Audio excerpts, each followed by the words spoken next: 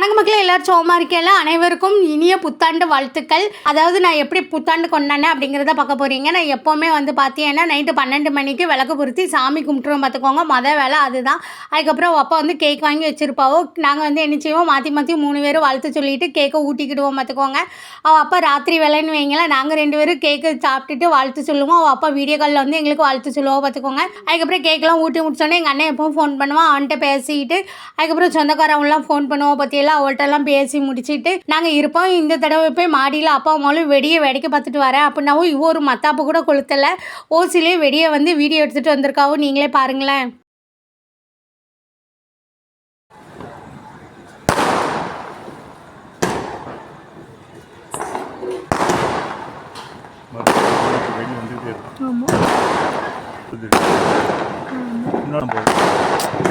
அனைவருக்கும் இனிய புத்தாண்டு நல்வாழ்த்துக்கள். அதுக்கப்புறம் வந்து பார்த்தீங்கன்னா காலையில் வந்து 4 மணிக்கெலாம் எழுந்திரிச்சிட்டு தூங்கும் போதே 1 மணிக்கு மேலே ஆகிட்டு எதுக்காக 4 மணிக்கு எழுந்தோன்னே எங்கள் வீட்டுக்கு விருந்தாள் வரவ பார்த்துக்கோங்க. அதனால சாப்பாடு செய்யணும், காலைல சாப்பாடு மத்தியானம் சாப்பாடு எல்லாமே செய்யணும் மத்தியெல்லாம். அதனால சீக்கிரமாக எந்திரிச்சு சாம்பார் வச்சுட்டு பொங்கல் கிண்டிட்டு அப்புறம் இட்லி அவிச்சேன் பார்த்துக்கோங்க. கேசரி கிண்டு தக்காளி சட்னி அரைச்சிட்டேன். இன்னும் வந்து தேங்காய் சட்னி மட்டும் அரைக்கணும், அது மட்டும் பாக்கி பார்த்துக்கோங்க. கேசரி வந்து அப்படியே கல்யாண வீட்டு கேசரி மாதிரி இருந்ததுன்னு என் மாவு சொன்னால் வீடியோவில் எடிட் பண்ணும்போது. அதுக்கப்புறம் வந்து பார்த்தீங்கன்னா அப்பாட்ட வடை வாங்கிட்டு வர சொன்னால் அப்பா வடை வாங்கிட்டு வர எனக்கு சூடாக கொஞ்சம் பாலை காய்ச்சி வை அப்படின்னா பார்த்துக்கோங்க. வடையை வாங்கிட்டு வந்து பாலையும் சூடாக வச்சு அப்பா குடிச்சிட்டு வடையை தின்னுட்டு இருந்தவன் எங்கள் வீட்டுக்கு வந்து விருந்தாள் வரவும் சொன்னால் அது யாருன்னா அடுத்த வீடியோவில் சொல்லிட்டு சேனலை சப்ஸ்கிரைப் பண்ணுங்க.